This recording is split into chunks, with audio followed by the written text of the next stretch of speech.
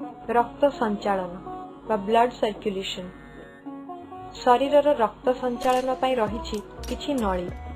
एही नळी मानंकु रक्तवाहिनी बा ब्लड वेसल्स कुहा जाय। एही नळी गुड़िक शरीर परिवहन संस्थार एक मुहा रास्ता परी।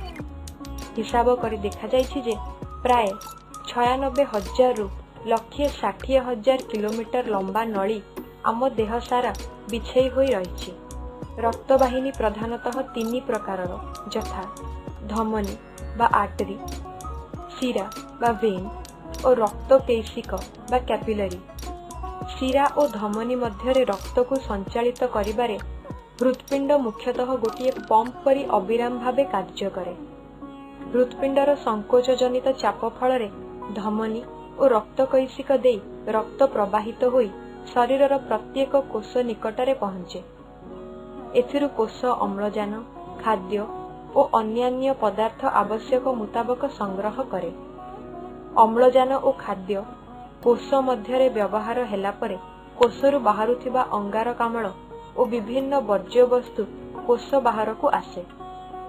प्रथमे शिरा रक्त कैशिक बा वीनस कैपिलरीज और परे छोट शिरा बा वेन्युलस द्वारा से समस्त संगृहित होई शिरा मध्य को प्रवेश करे और शिरा मध्यरे प्रवाहित होई हृत्पिंड आड़को आसे। शिरा उपरे थिबा पेशीर संकोचन और प्रसारण जोगु रक्त ठेली होई हृत्पिंड पर्यंत आसे। एहा छड़ा शिरारे रहिछि एक विशेष धरणर कपाटिका बा वाल्व जहा फलरे रक्त शिरा मध्यरे पछकु फेरी पारे नाही।